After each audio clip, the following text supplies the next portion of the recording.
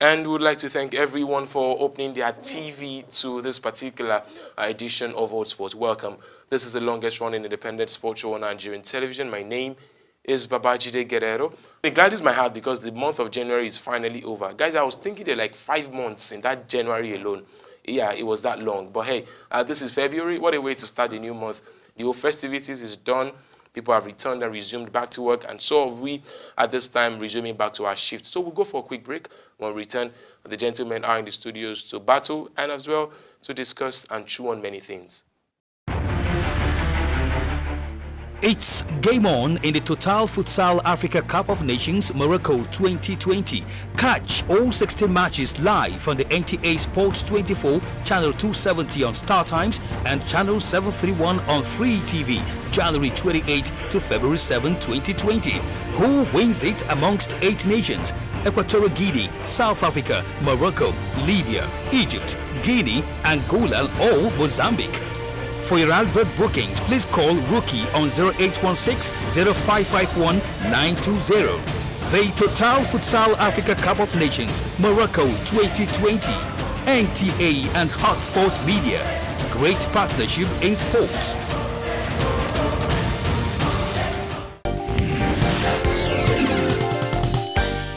And so we want to thank you very much for joining us.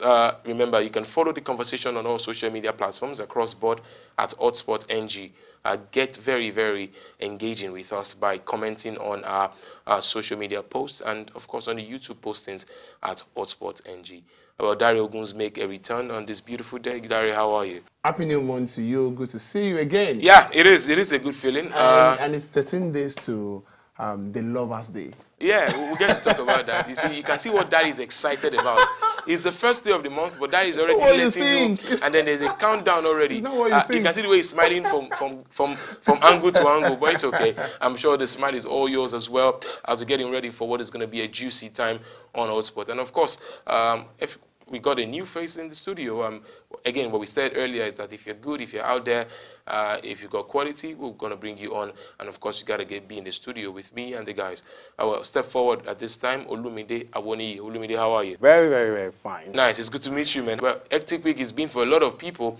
But hey, the idea of today's show is to take you away from that level of hustle and bustle and just relax. All right, so, but again, it was not a very relaxing news on when this particular news broke into the world of sports on Sunday, that maybe it's a loss to the human race, maybe another loss to the sports clan itself. The death of one of the greatest basketballers of all time, Kobe Bryant. We were just watching the United Tranmere game, and then the game finished, and then before we knew it, we heard Kobe Bryant passed on.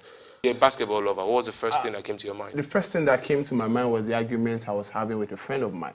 In the studio talking about who is the greatest of all time after LeBron broke his record of the leading scorer of all time.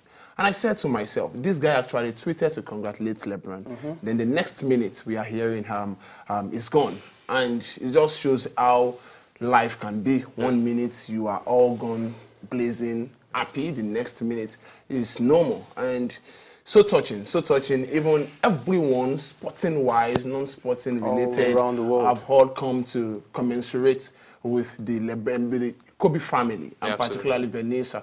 Gianni is gone as well, and that is more or less the biggest basketballer in the family after LeBron. It's good to see the kind of outpour of love and affection, especially extended to the Bryant family, like Dari already said, Vanessa, one can only imagine the kind of feel she would have at that particular time. So our words and our thoughts are with the whole sporting world, especially with the Bryant and, of course, the LA Lakers. We could see how distraught and broken LeBron James looked like, because we were actually quite close.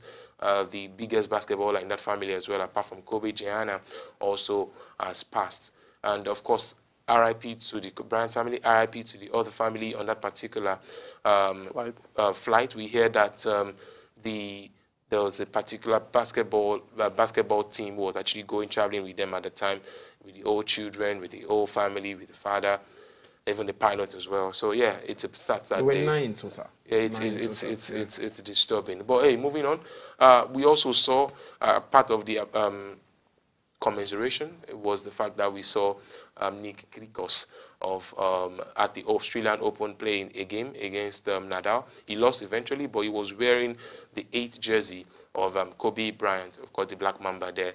Sergio Ramos of Real Madrid also turned up in training wearing the 8th jersey of Kobe Bryant. That just shows you the manner of love. So let's just dovetail right into Australian Open where we saw Nadal. We didn't expect that, Olumide, did you? No. Well, but one thing I know definitely is that when it comes to the world of tennis, we need to consider the age. We need to consider age.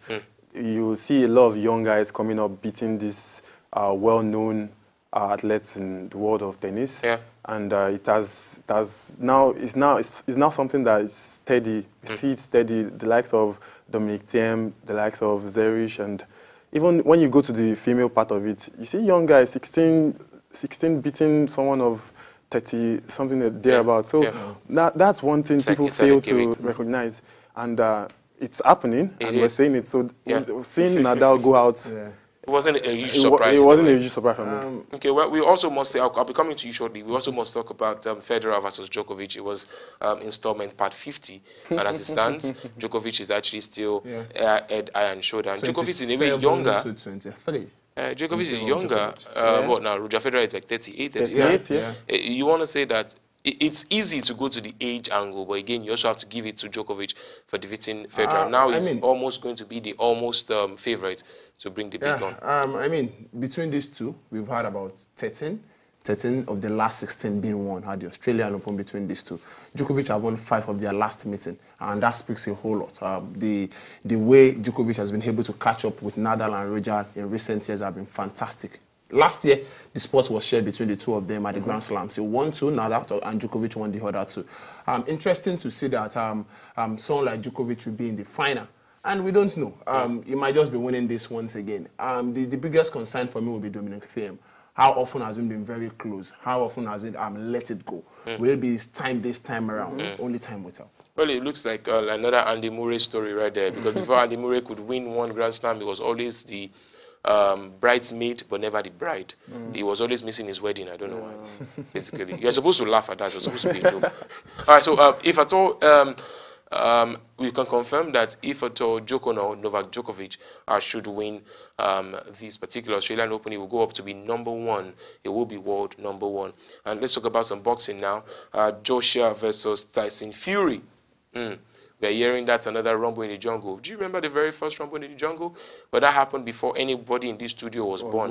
But that's just the truth. Unless if you're telling me that you were born in 1974, I'll just be prostrating for you. But anyways, in 1974, the first happened in Kinshasa, Congo, where George Foreman and, of course, the master, Muhammad Ali, had a particular bout in there, and it was all Muhammad Ali right there. So what we're hearing is that Eddie Earn is saying, we will go where the money is, and there's a chance that we may even return this particular fight to Congo. In fact, the DR Congo are looking to rejuvenate that particular stadium. But at the end of the day, what you have, Olumide, is another tradition, another legacy being brought, something that happened over 40 years ago in the same space at the same arena. Magic. The boxing world is a world of spontaneity. True. So the likes of Anthony Joshua coming to Africa, we know his roots. We know his roots is Nigeria, and bringing this match to Africa, for me, I would say it's a plus because the likes of you would have people all over Africa come around to watch this match. A lot of Nigerians will definitely be there. We have so much artists that like this particular guy. So you saying bringing it to where the money is, I would go for that. So absolutely. It's been a while we've seen such a match come to Africa. So it would be a plus. It would be a very good one. It will continue to good thought there, Olumide. But this will also continue to be that train where we see sporting spectacle taken to different part of the world. We hear there's Azerbaijan Grand Prix. We hear there's Brazilian Grand Prix. A particular boxing match was held in Saudi Arabia. Things are happening big time. I think what the boxing is trying to do generally is to sell boxing itself beyond America and Europe. we've seen recently taken to Asia, we've seen recently Saudi Arabia, and now they are thinking of Congo. The idea of Nigeria has also been mooted as well. And also when you consider the level of congestion in mainstream of Europe, particularly in London, Tottenham Stadium, Wembley Stadium, at this time of the year, not forgetting the Cardiff Stadium as well, which is also going to be very busy. The best thing to do is to begin to check other options where these athletes are also being loved as well. Absolutely. And when you consider the route of someone like Anthony Joshua, the best place outside Europe and probably Asia is to bring it to Africa. And no better place than where the last rumble in the jungle took place than Congo or even his route to Nigeria. Oh, of course, we would like to see that fight happen in Nigeria, but you and I know that there's going to be a lot of dotting the I's and crossing the T's even before that fight happen. If we're up for it, that's another question for another day. For Manchester United, yet again, they defeated City. That's the second time they're defeating City at home, but this time around it was at the EFL Cup. But of course, unfortunately, that wasn't enough to get them through to the finals. But we watched that game. Raheem Sterling was not Sterling at all. He wasn't Sterling in any way. That's his 19th appearance against Manchester United, and it was his 6th and 7th. This season, he hasn't been on top of his game. He hasn't been on top of his game. His goal stats, his assist stat hasn't been top-notch.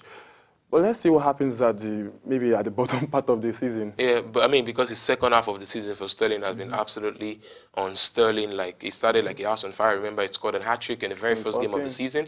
And ever since then, he's been going to, nose diving right there. But good news for Manchester United fans, because the club came out to officially announce the signing of Bruno Fernandez. Of course, it's all subject to medicals, and of course, this particular signing has been one chased for a while.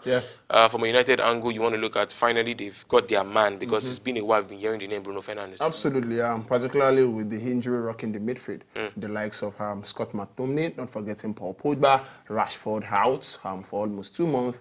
You say to yourself that the best leg to come into that midfield is Bruno Fernandez. He's skillful, he's an intelligent passer of the ball, and also going forward is one of those guys you need to basically split the defense, particularly when Manchester United don't need to play fast counter-attacking football against teams that can be conservative or highly defensive. My take in all of this is just that I hope he doesn't take the jersey number 7. I mean, since Cristiano Ronaldo left, we all know what has been happening to anyone with jersey number 7. Well, I think he won't. I think United management will try not to give him the 7. Maybe 18 could be a favorite number at this time. And also, the Nigeria Professional Football League will resume. It resumed during the course of the week. We can confirm the results on your screen as well. As Abia Warriors defeated Warri Wolves 1-0, and Lobby Stars as well defeating Nasarawa United 2-1. MFM at home were held to a draw by Plateau United. And of course, tomorrow we will see Warri Wolves playing a big game against Enyimba FC, and Enyimba will are still licking their wounds, from being dropped and dropping massive points in that particular one they could have possibly won. Rangers will be buoyed by their particular win against the Pyramids, and now they will be playing Katsina United. FC Ifeanyi will play Aqua United. Positions of the teams respectively are on your screen. Meanwhile, the coronavirus interrupts the resumption of the Chinese League, and there are some players that are really concerned. Ex-Premier League stars like Yaya Toure, Marouane Fellaini, Oscar. Yes, Oscar, the one you know. Of course, Marko Arnautovic and Salomon Rondon were all supposed to kickstart the new campaign, which is supposed to start from 22 of February this month down to October. Of course, right here in Nigeria, we also have to pay attention to the spread of Lassa fever. It's very, very important. Of course, this is not to put anybody on the high risk level, but also remember that we need to be very careful. We need to also make sure that we wash our hands quite well, and at the same time, droppings of those rodents, those rats, has to be treated with utmost care. And please remember, we want you watching HotSports in good health and not on a sick bed. All right, so moving on at this time, I would also like to quickly mention what the biggest story on our burner is. We'll get to find out all this and more. It's been a good time of talk. We've been talking and talking. It's time for a water break, just like you're having tea at home. We'll be right back for this one.